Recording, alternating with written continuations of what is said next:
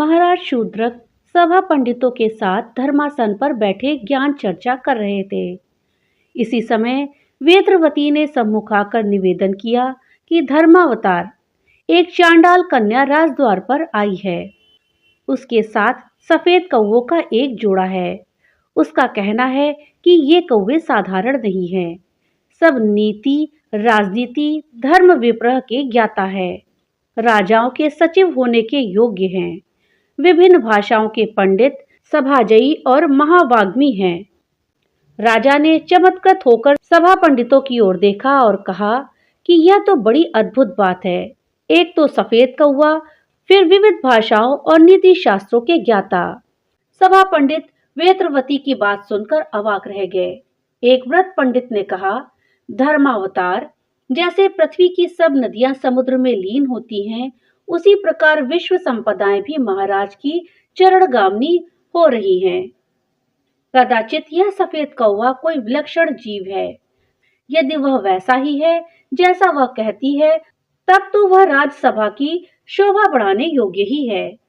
राजमंत्री ने सोचकर कहा, यही चांडाल कन्या पहले भी एक तोता लेकर हमारी राजसभा में आई थी। कदाचित यह सफेद कौवा भी कोई ऐसा ही जीव हो। राजा ने कहा, कदाचित ऐसा ही हो, और फिर वेत्रवती को आज्ञा दी कि वह उस चांडाल कन्या को उपस्थित करे। थोड़ी ही देर में सुषमा की खान चांडाल कन्या ने हाथ में एक पिंजरा लेकर राजसभा में प्रवेश किया। वह पिंजरा सोने का बना हुआ था और उसमें बहुत से मूल्यवान रत्न जड़े थे। कौवों के पैरों में सोने की पैजनियां थीं। कौवों के भोजन करने की प्यालियां चीन देश की बनी हुई थीं, जो कभी भी मैली नहीं होती थी। चांडाल कन्या का रूप लावण्य अद्वितीय था। वह पुष्पभार नमित बाला, एक हाथ में बांस का टुकड़ा और दूसरे में पिंजरा लिए हुए राजा के सम्मुख आई। राजा को उसने विधिवत दंडवत किया और रत्न पीठ पर वह पिंजरा रखकर बोली, देव, जैसे आप सब मनुष्यों में श्रेष्ठ हैं, उसी प्रकार संसार के सभी पक्षियों में ये कौवा श्रेष्ठ है। महाराज, ये कौवे सुदूर कामांदोलन द्वीप में उत्पन्न हुए हैं, जहाँ सूर्य अपना संपूर्ण तेज प्रकट नहीं करता। वह द्वीप सप्त सागर के मध्य भाग में अत्यंत दुर्गम है। चांडाल कन्या का यह अलौकिक भाषण सुनकर राजा और राज्यसभा के सभी पंडित आश्चर्यचकित होकर उन कौवों को देखने लगे। यह देख कौवे ने कहा, राजन, मैं अपने देश के महाप्रतापी राजा की ओर से और अपनी ओर से भी आपको अभिनंदन करता हूँ। मेरे देश के प्रतापी राजा ने मेरे द्वारा महाराज से मैत्री संपर्क स्थापित करने की याचना की है, और महाराज, मैं आपके चरणों में निवास करना चाहता हूँ तथा अपने देश की 7 महान विभूतियां अपने राजा की ओर से आपको भेंट करता हूँ। यह कहकर उस कौवे ने अपनी चोंच से उन चीनी की प्यालियों में से उठाकर 7 गुटिकाएं राजा के सम्मुख धर्मासन पर रख दी। फिर उसने कहा, धर्मावतार, ये सब जादू की गुटिकाएं हैं। इनका चमत्कार अलौकिक है। इन्हें पाकर आप पृथ्वी के सब राजाओं में सर्वश्रेष्ठ हो गए हैं। राजा ने उन गुटिकाओं की ओर विस्मयपूर्ण दृष्टि से देखकर कहा, हे चतुर शिरोमणि सफेद कौवे, तेरी तो सभी बातें नई और निराली हैं। इन गुटिकाओं में भला क्या करामात है, सो इसे निवेदन कर। कौवे ने नम्रता पूर्वक राजा का अभिवादन किया। महाराज, पहली गुटिका में आग, पानी और तेल के दैत्य मंत्रबद्ध हैं। ये तीनों परस्पर विरोधी हैं। अब इनके प्रताप से आप संसार में जल, थल और आकाश में वायु की गति से स्वच्छंद विचरण कर सकेंगे। आपको घोड़ा, हाथी, बैल, गधा, खच्चर किसी भी सवारी की आवश्यकता नहीं रहेगी। दूसरी गुटिका में इंद्र का वज्र मंत्रबद्ध है। महाराज, आपके देश में कभी रात्रि का अंधकार होगा ही नहीं। उज्जवल प्रकाश से आपके नगर द्वार प्रकाशमान रहेंगे। यह तड़ित दूत क्षण भर में संसार भर के समाचार सत्य सत्य आपको निवेदन करेगा। तीसरी गुटिका में मृत्यु दूतों के साथ साक्षात यमराज विराजमान है। यह गुटिका उन्मुक्त वायु में छोड़ देने से शत्रु के नगर, देश, जनपद देखते ही देखते विध्वंस हो जाएंगे। इस गुटिका में विश्व को विजय करने की शक्ति है। चौथी गुटिका में माता सरस्वती का वास है। इसके प्रताप से आपको विविध विद्याओं का ज्ञान हो जाएगा। सब ज्ञान विज्ञान आपके हस्तामलक होंगे। दुर्लभ ग्रंथ सुलभ हो जाएंगे। पांचवी गुटिका में सब भूत पिशाच सिद्ध हैं। इसके प्रताप से आप हजारों मील दूर बैठे दैव दैत्य मानव दानव सबसे उसी प्रकार वार्ता कर सकेंगे जिस प्रकार आपका यह दास आपसे बात कर रहा है। छठी गुटिका में महालक्ष्मी मंत्रबद्ध हैं। इसके छूमंतर जादू से कागज के टुकड़े ही धन रत्न बन जाएंगे। लाखों करोड़ों की अक्षय संपदा बिना ही संपदा के दीख पड़ेगी। इसके परम प्रताप से स्वर्ण केवल धातु ही रह जाएगा। सातवीं गुटिका में कूटनीति के आचार्य दैत्य गुरु शुक्र, देव गुरु बृहस्पति और मानव चाणक्य की आत्माएं मंत्रबद्ध हैं। इसकी प्रताप से आपकी वाणी में यह कटस्थ उत्पन्न हो जाएगा कि जो कार्य रक्त की नदी बहाकर भी संपन्न नहीं हो पाते, आप बात की बात में ही हो जाएंगे।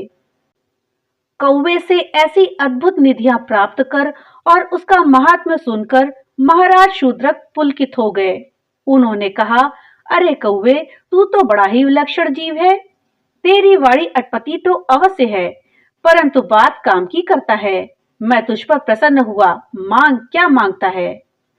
कौवे ने भूमि पर चौच रगड़कर राजा को बार बार साष्टांग प्रणाम किया और कहा, महाराज, अधिक लोभ से विनाश होता है और बिना सेवा स्वामी से पुरस्कार मांगने से पुण्य क्षय होता है। इसलिए मैं अल्प से ही संतुष्ट रहता हूँ। बस मुझे इतना ही चाहिए कि मेरा यह पिंजरा राजद्वार में टांग दिया जाए और इस दास की राजमंत्रियों में गणना की जाए तथा मेरी सेवाओं की कद्र की जाए। राजा ने उस कौवे को तुरंत राज्य का प्रधानमंत्री घोषित कर दिया और आज्ञा दी कि इसका पिंजरा सदैव राजद्वार में टंगा रहे तथा इसे राज परिवार से दूध में भिगोकर चने की दाल नित्य खिलाई जाए। कौवे ने बार बार धरती पर चोंच रगड़कर कहा, बस महाराज, बस, अधिक लालच मत दिखाइए। चने की दाल मैं खाने का नहीं, ना राज परिवार का भोजन स्वीकार करूंगा। मेरा कुल चांडाल घोषित है। यह हमारी कुल परंपरा है, अतः मैं चांडाल कुल के हाथ का ही भोजन करूंगा। इसके अतिरिक्त मेरा विशिष्ट भोजन भी चांडाल कुल से ही प्राप्त हो सकता है। राजा ने कौवे का अनुरोध स्वीकार किया और सारे राज्य में ढिंढोरा पिटवा दिया कि आज से यही सफेद कौवा हमारा सब राजकाज देखेगा। इसी का हुक्म सबको बजाना होगा तथा आज से ही चांडाल कुल अस्पृश्य नहीं माना जाएगा। इतना आदेश दे महाराज शूद्रक ने धर्मासन त्यागा और अंतःपुर में जाकर सुखमेव से विश्राम किया। राजा के धर्मासन त्यागते ही कौवे ने चांडाल कन्या को हुक्म दिया कि हमारा पिंजरा धर्मासन पर स्थापित किया जाए।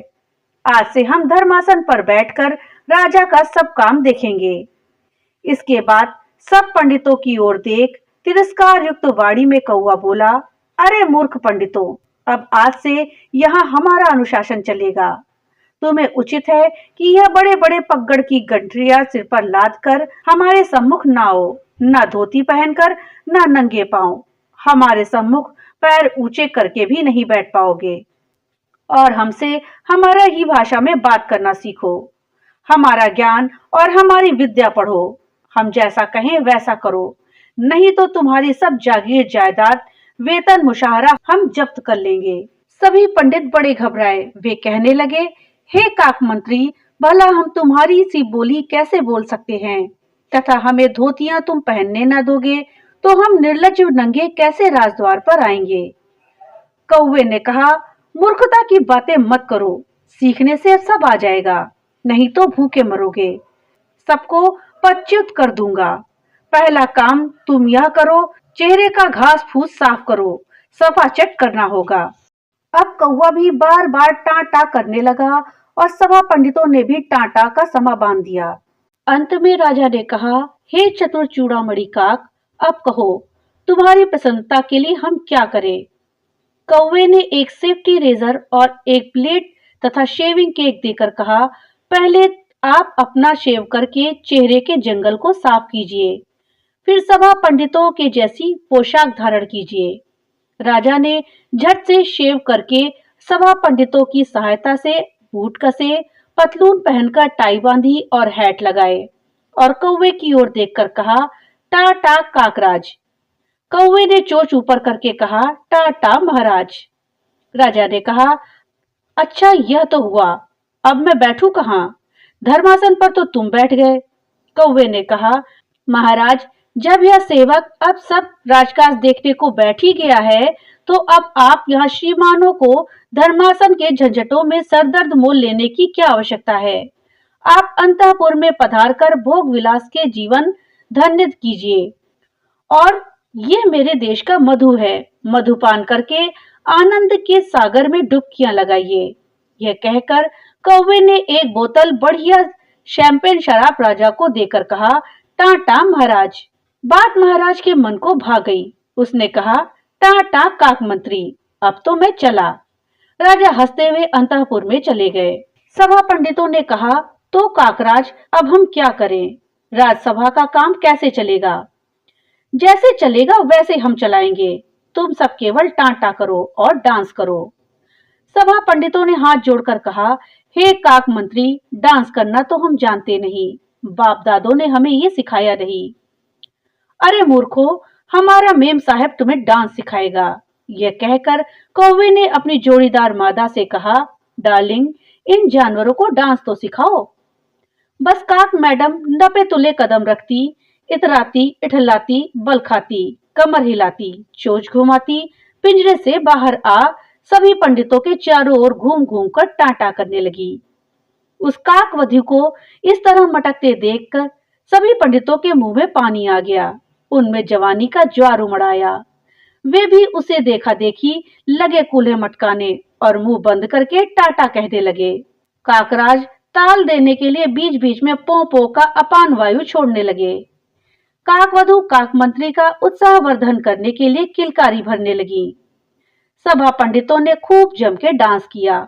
काक मंत्री ने सबको एक एक प्याला अपने देश का मधुपान कराया। उस दिन बहुत रात तक यह राजकाज होता रहा। अंत में सब टाटा करके विदा हुए। महाराज अंतःपुर पहुंचे तो राजमहिषी उनका सफा चट, चिकना चुपड़ा, बुढ़ापे से पिचका हुआ पीला मुंह देखकर अवाक रह गई। राजरानियां, दासियां, चीटियां, कचकी सब मुंह आंचल से ढांपकर हंसने लगी। महाराज पतलून की जेबों में दोनों हाथ डाले सिगरेट पीते, खांसते हंसते अंतःपुर में इधर उधर घूमने लगे। राजमहिषी ने कहा, देव, ये क्या हुआ? किस प्रिय का मरण समाचार मिला? यह मुंडन कैसे हुआ? राजा ने कहा, हे रानी, टाटा। और सब दासियों टाटा। यह मरण समाचार का मुंडन नहीं, काक मंत्री का प्रसाद है। किंतु महाराज के मुंह में आग लगी है। अरे चेटियों, जल जल। महिषी ने महाराज के मुंह से सिगरेट का धुआं निकलते देखकर घबरा कर कहा, किंतु महाराज ने कस के एक कश लिया और लापरवाही से धुएं का एक बादल बनाते हुए कहा, नहीं नहीं, ये आग उग नहीं है, यह हम काक मंत्री के सत्परामर्श से धूमपान कर रहे हैं। हाय हाय सर्वनाश, धूम्रपान, तब तो हृदय में अंधकार ही अंधकार हो जाएगा। आहा, तुमने काक मंत्री की महिमा को देखा नहीं। अच्छा ठहरो, मैं उन्हें यही मंगाता हूँ। पट्टा राजमहर्षि ने कहा, यह कैसी बात है महाराज, पर पुरुष का अंतःपुर में प्रवेश होने से मर्यादा भंग होगी। नहीं होगी, काक मंत्री पर पुरुष नहीं है, तिर्यक योनि का जीव है, कौवा है। जैसे तुम्हारे पास शुभ साकिरा है, वैसे ही मेरे पास काक मंत्री है, पर बात उसकी निराली है, देखो तो तुम। इतना कहकर राजा ने एक चेटी को संकेत किया और वह लपक कर जाकर कौवे के पिंजरे को उठा लाई। अंतःपुर में आते ही कौवों की जोड़ी ने चोंच रगड़कर कहा, टाटा महारानी, टाटा महाराज। राजदासियों ने दोहराया, टाटा महाराज, टाटा काकराज। महाराज ने महिषी से कहा, कहो कहो, सब कोई कहो, टाटा टाटा। ये टाटा क्या है? इसके क्या अर्थ हैं? अर्थ कुछ नहीं, यह काक भाषा है, सभ्य भाषा, बस यही अर्थ है। महारानी तथा अन्य सभी अंतःपुर की महिलाएं चेटियां हंसती हुई बोली, टाटा। कौवे ने कहा, धर्मावतार, अंतापुर का यह अवरोध तो सर्वथा अवांछनीय है, एकदम एटिकेट के विपरीत है। इनमें उन्मुक्त बाहरी हवा का प्रवेश कहाँ है? नहीं है, मानता हूँ। अच्छा, अभी प्रतिशोध करता हूँ। समूचे अंतःपुर में खिड़की दरवाजे फुड़वाता हूँ, राजा ने आग्रह के स्वर में कहा। कौवे ने उत्तर दिया, यह यथेष्ट नहीं है महाराज, समूचे अंतःपुर को ढहा दीजिए और महारानी तथा महिलाओं को उन्मुक्त वायु में स्वच्छंद विचरण करने दीजिए। अरे नहीं काकराज, ऐसा करना बहुत खतरनाक होगा। ये स्त्रियां स्वच्छंद विचरण करने लगेंगी तो हमारे वश में नहीं रहेंगी, भाग जाएंगी। नहीं भागेंगी महाराज, इन्हें ये जूते पहना दीजिए, बस काफी है। कौवे ने 7.5 अंगुल ऊंची एड़ी के जूतों में से 121 जोड़े राजा को दिए। उन जूतों को पहनकर रनवास की सभी स्त्रियां लड़खड़ाती हुई चलने लगी। महारानी जरा राजा की ओर लपकी तो खट से पैर मुचुक गया, औंधे मुंह गिर पड़ी। राजा ने दौड़कर महारानी को उठाया तो तनाव में आकर उनकी पतलून फट गई। काक मंत्री ने यह देखा तो अधीर हो उठा। नॉनसेंस महाराज, नॉनसेंस, नॉनसेंस। साहस की वृद्धि के लिए महाराज ने बोतल से एक पैग मधुरस पिया, परंतु महारानी ने उठकर लड़खड़ाते हुए 2 कदम चलकर हंसते हुए कहा, टाटा काकराज। महाराज ने फटी हुई पतलून पर हथेलियां रखकर कहा, टाटा काक मंत्री। कौवा खुश हो गया। उसने कहा, अब ठीक हुआ महाराज, मान गया तुम्हारी खोपड़ी को काक मंत्री। ये जूते बड़े मजे के हैं, इन्हें पहनकर ये स्त्रियां अवरोध ना रहने पर भी भाग ना सकेंगी। कौवे ने कहा, महाराज, सभ्यता के मध्य बिंदु 2 ही हैं, स्त्रियों के लिए अधिक से अधिक ऊंची एड़ी का जूता और मर्दों के लिए पतलून की क्रीज। समझ गया, समझ गया, परंतु एक दिक्कत है। खैर, बैठने की अवस्था तो पैर लटकाकर हो जाएगी, परंतु महल में खड़े खड़े लघुशंका करने का स्थान बनवाना पड़ेगा। सो बन जाएगा, खड़े खड़े लघुशंका करने में भी बहुत लाभ है महाराज। मैं फिर कहूंगा, अभी महारानी को हमारी मैडम विभूतियां भेंट करना चाहती हैं। वाह वाह, देखे कैसी है ये विभूतियां। वे ये है महाराज। काकनी ने नखरे से एक लिपस्टिक, एक पफ समेत पाउडर का डब्बा और एक काजल की डिब्बी महारानी के हाथ में धरी और उनका उपयोग भी बता दिया। बस अंतापुर की सारी स्त्रियों ने होठ पर लिपस्टिक पोत, गालों में पाउडर मल और आंखों में कान तक काजल की रेखा खींच दी। एक एक रेखा भौं के कोर पर भी बना दी। फिर दर्पण में अपना पेंट किया हुआ मुख कमल देखकर सब खिलखिलाकर हंस पड़ी। राजा ने खुश होकर कहा, यह तो खूब रहा काकराज, राजमहिषी तो इन विभूतियों से खिल उठी। कौवे ने कहा, महाराज, ये विभूतियां ऐसी ही हैं, इनमें संसार के सब दर्शन शास्त्रों का निचोड़ भरा हुआ है। राजा ने कपार पर भुवे चढ़ाकर कहा, अरे दर्शन शास्त्रों का निचोड़? क्या कह रहे हो काकराज? सत्य कह रहा हूँ महाराज, यह सारा विश्व त्रिगुणात्मक है। सत रज तम 3 गुणों को त्रिगुण कहा जाता है। सो यह जो श्वेत पाउडर है वो सतोगुण का प्रतीक है, लाल लिपस्टिक है रजोगुण का प्रतीक और काजल तमोगुण का प्रतीक है। इस त्रिगुणात्मक संसार में जो मेकअप कर रहा है महाराज, यह मेकअप महापरोपकार मूलक है। इसे देखकर देखने वाले पुरुष पुंगों के नेत्र तृप्त होते हैं। स्त्रियों को इससे कुछ लाभ नहीं होता, वे परोपकार के लिए ही यह मेकअप करती हैं।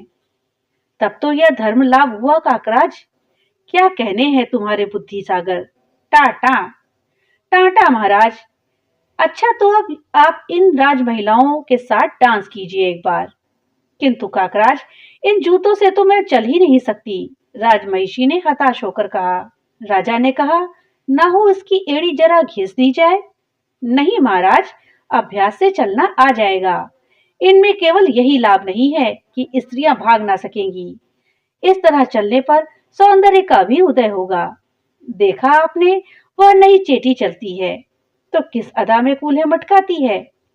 कौवे ने एक युवती दासी की ओर संकेत करते हुए कहा, देख रहा हूँ, मजेदार है, दिलचस्प है। हाँ, यह लिपस्टिक और पाउडर मैं भी जरा अपनी होठों और गालों पर मल लूं तो कैसा रहे। नहीं महाराज, यह स्त्रियों की ही विभूति है। आप केवल पतलून की क्रीज का ख्याल रखिए। इसके लिए आप खड़े खड़े लघु शक्का कीजिए, खड़े खड़े खाइए और खड़े खड़े सोऊं भी? नहीं नहीं, सोने के लिए स्लीपिंग सूट दूंगा। तब तो ठीक है। टां टां, अब रानी आओ डांस करो। महाराज, महारानी मेरे साथ डांस करके मेरी प्रतिष्ठा बढ़ाएं और महाराज मेरी काकनी के साथ डांस करके उसे उपकृत कीजिए। यही एटिकेट है। समझ गया, यह अदल बदल का मामला है। बहुत अच्छा, इसमें स्वाद बदलना रहता है। तो महारानी जाओ जाओ, काक मंत्री के साथ दिल खोलकर डांस करो। छुआछूत सोच संकोच को गोली मारो। महाराज, मुझे तो लाज आती है। तो काक मंत्री के देश का मधुपान करो। लाज शर्म सब हवा हो जाएगी। फिर ताक धिनादिन, ताक धिनादिन। और फिर महाराज हंसते हुए अपना अंग विशेष बजाने लगे। कौवे ने राजमहिषी को अंक में भरकर कहा, टां टां। राजा ने काकनी को सीने से लगाकर कहा, टां टां। अंतःपुर की महिलाओं ने जो जहां मिला उसी से जोड़ मिलाकर कहा, टां टां टां टां। देखते ही देखते महाराज शूद्रक के धर्म राज्य में, धर्म सभा में, अंतःपुर में, जनपद में घोर परिवर्तन नजर आने लगा। महाराज शूद्रक अब रात दिन काक मंत्री के देश का मधुपान कर पौर कन्याओं के साथ मजे से दिन बिताने लगे। राजकाज का करता धरता कौवा ही हो गया। राजमहिषी और राजमहिलाएं अदल बदल कर सार समझकर राह घाट चौराहों पर घूमने लगी और नित नए जोड़े छाटने लगी। कौवे के देश का मधु प्रसाद सुविधा के साथ सब जनपद को वितरण किया जाने के लिए जगह जगह मधुशालाएं खुल गईं। कौवे की दी हुई सातों गुटिकाओं की करामात से देश ओतप्रोत हो गया। उसके प्रभाव से बड़े बड़े परिणाम हुए। यज्ञ स्तूप जलाकर मिलों की चिमनियां बना डाली गईं। तपोवन में कंपनियां खुल गईं। समाधि के स्थलों पर ऑफिस बन गए। ध्यान के समय काम का दौरा दौरा हुआ। गंगा यमुना की कोमल देह छत विछत कर डाली गई। यज्ञ धेनुओं के मांसखंड प्रिय खाद्य बन गए। अब सूर्यम पश्या महिलाएं सार्वजनिक हो गईं। स्त्रेत नरवनों के प्रथम ताम्रखंड पर और पीछे जीवन की श्वासों पर अभ्युदय और निश्चय बेच डाला।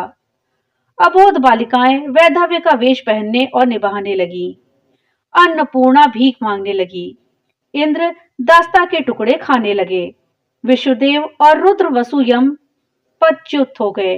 मनुष्य घोड़ों की भांति दौड़ने और भेड़ की भांति मरने और गधों की भांति घिसने लगे।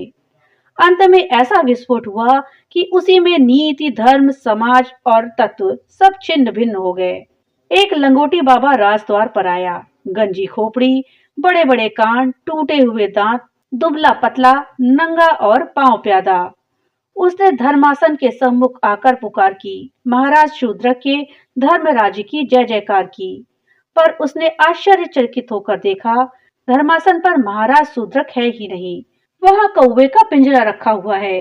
सभा पंडित सब मधुपान कर नींद में ऊँघ रहे हैं। केवल द्वारपाल द्वार पर बैठा हुआ हथेली पर तंबाकू मल रहा है। लंगोटी बाबा को देखकर उसने हंसकर कहा, तंबाकू खाओ बाबा। तंबाकू नहीं, मैं धर्मासन के सम्मुख पुकार लगाने आया हूँ। तो बाबा पतलून पहनो, टाटा कहो और हमको टिप दो। हम खड़े खड़े तुम्हारा काम कर देंगे। काकराज हम पर प्रसन्न है। वे हमारी ही आंखों से देखते हैं और हमारे ही कानों से सुनते हैं। हाँ करते हैं मनचाहा। मूल हमारी भी बात रखते हैं। बख्शीश दो। यह काक मंत्री कौन है? तुम नहीं जानते? वह कामांदोलन द्वीप का जीव है। और महाराज शूद्रक, वे तो मौज मजा करते हैं। काकराज का दिया हुआ मधुपान करते हैं। राजकाज से उन्हें क्या लेना देना? लंगोटी बाबा ने द्वारपाल की बात सुनकर कहा, तू यहाँ क्यों बैठा है? पेट के लिए। तेरा पेट कहाँ है देखूं? द्वारपाल ने हंसते हुए अपना ढोल सा मोटा पेट दिखाया। और दिल? द्वारपाल ने अपने सीने पर हाथ रखा। बुद्धि? बुद्धि देखनी है तो काकराज में देखो बाबा। हमें बुद्धि से क्या लेना देना? टिप दो और काम लो, नहीं तो जय सीताराम। जय सीताराम क्या है भाई? मंदिर में है। उसकी कौन देखभाल करता है? एक ब्राह्मण है, उसे हम रोटी दे देते हैं। तुम कभी धर्म की सेवा नहीं करते? नहीं, तब ब्राह्मण ने पूछा, और ये लाठी किस लिए है? ये सिर फोड़ने के लिए। किसका? जिसका काग मंत्री जी कहें उसका, जिनका हम खाते हैं। तो क्या मेहनत का नहीं खाते हो? तो क्या हम हराम का खाते हैं? ब्राह्मण ने हंसकर कहा, तो क्या मुझे पीटोगे? बिल्कुल पीटेंगे। तब ब्राह्मण ने कहा, तो फिर पीटो भाई। और बाबा पलथी मारकर वहीं पर बैठ गए। दरबान ने कहा, बिना काम यहाँ पर मत बैठो, यहाँ बैठने का हुक्म नहीं है। तुम फिक्र मत करो, तुमने जय सीताराम कहा था ना। तुम सीताराम को जानते हो? दरबान बोला, हाँ जानता हूँ।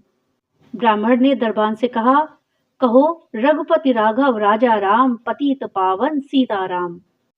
फिर दरबान ने ये शब्द दोहरा दिए। तब बाबा ने कहा, यूं नहीं, आंखें बंद करके हृदय के द्वार खोलकर भक्ति पूर्वक कहो। तब दरबान ने वैसा ही किया। ब्राह्मण ने पूछा, तुम्हें दर्शन हुए? दरबान ने पूछा, किसके? ब्राह्मण बोले, तुमने जिनका नाम लिया उनके। दरबान बोला, नहीं। तब ब्राह्मण बोले, तो फिर तुमने हृदय के द्वार नहीं खोले हैं, केवल अपनी आंखें ही मूंदी।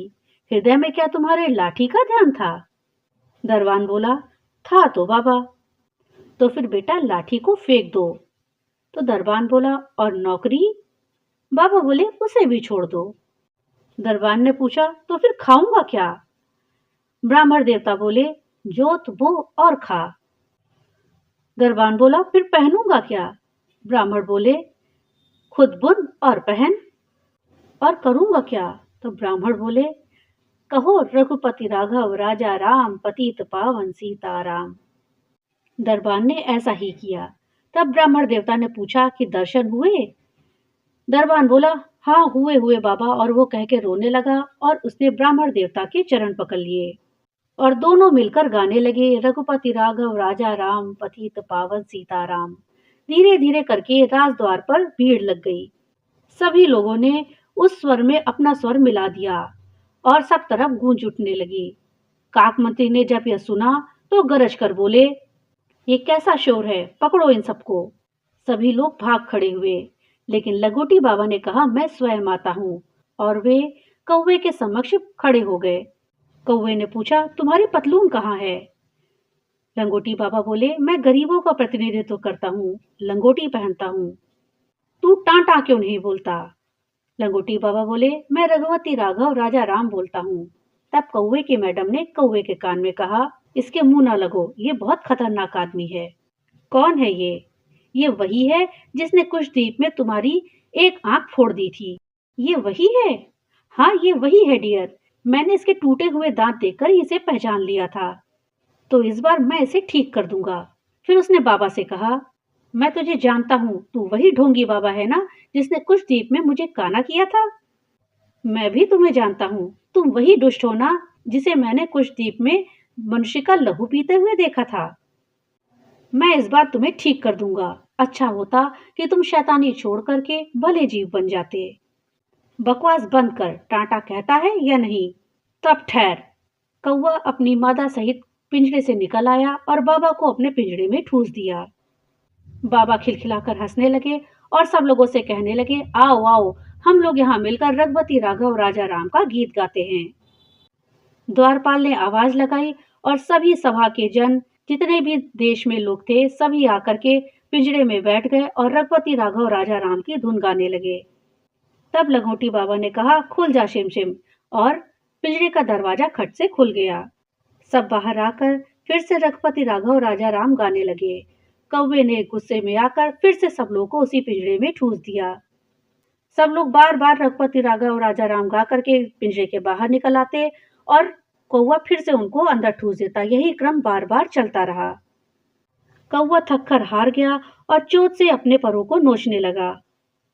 काक पत्नी बोली, मैं कहती थी ना कि इसके मुंह मत लगो, देखो ये तो निकल घुस में तो माहिर निकला। देखो उसने फिर से दूसरी झाड़ू की सीख उठाई है, कहीं वो तुम्हारी दूसरी आंख तो नहीं फोड़ देना चाहता। एक आंख फूट गई थी तो बर्दाश्त कर लिया, लेकिन अब दोनों फूट गई तो मैं तुम्हारे साथ ना रहूंगी, तुमको तलाक दे दूंगी, छोड़कर चली जाऊंगी। अंधे हस्बैंड को जिंदगी भर धोती ना फिरूंगी। तो अब मैं क्या करूं? इस बाबा ने तो सबको साथ ले लिया, कोई भी तो टांटा नहीं कह रहा है।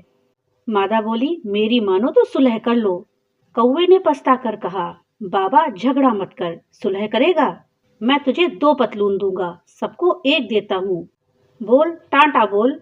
बाबा ने कहा, रघुपति राघव राजा राम।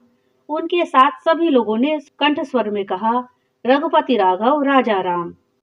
बाबा ने एक सीख उठाई और कौवे की ओर चला। कौवा घबराकर अपनी मैडम के साए में छुपकर बोला, बचाओ बचाओ मैडम, बचाओ, ये मेरी दूसरी आंख भी फोड़ देगा।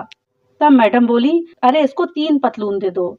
तब कौवा बोला, मैं तुझे 3 पतलून दूंगा, मुझे छोड़ दो, साथ में टोस्ट और ब्रेड भी दूंगा, आ सुलह कर ले। बाबा ने झाड़ू की सीख ऊंची करके कहा, भाग रे कौवे भाग। चारों ओर से हजारों नर नारी बाल वृद्ध सब उमड़ आए। किसी के हाथ में लकड़ी थी, किसी के हाथ में लाठी, किसी के हाथ में चप्पल। महिलाओं में किसी के हाथ में झाड़ू, किसी के हाथ में बेलन और किसी के हाथ में लोढ़ा। सभी ने एक स्वर में कहा, भाग रे कौवे भाग, भाग रे कौवे भाग। कौवे ने अपनी कानी आंख में आंसू भरकर एक बार अपनी मैडम की ओर देखा। मैडम ने कहा, चलो डियर, जिन्हें भौंकना सिखाया वही काटने आ रहे हैं। बस खैरियत इसी में है कि कानी आंख लेकर भागो। कौवे ने सफेद पर फैलाकर सुलह का संकेत दिया। लंगोटी बाबा ने भी लंगोटी फैला दी। अच्छा, हम भागे जाते हैं बाबा, लेकिन हमारी जान बख्शनी होगी। लंगोटी बाबा ने कहा, तुझ कौवे को मार के कोई क्या लेगा, चल भाग। कौवे ने भागने को पंख फड़फड़ाए। इस पर कौवे की मेम साहब ने कहा, अब इन गधों से क्या डरना, बाबा कह चुका है तो जान का खतरा नहीं, आंख फूटने का भी भय नहीं। अब भागेंगे तो ठाठ से, डांस करते हुए टाटा कह के। दोनों कदम कदम डांस करते हुए राज्यसभा की सीढ़ियों से नीचे उतरने लगे। काक मैडम ने सब सभापतियों से हंस हंस के मिलकर चोंच मिलाई। कौवे ने कहा, बाबा टाटा। बाबा ने हंसकर हाथ मिलाकर कहा, टाटा टाटा, और कौवा उड़ गया।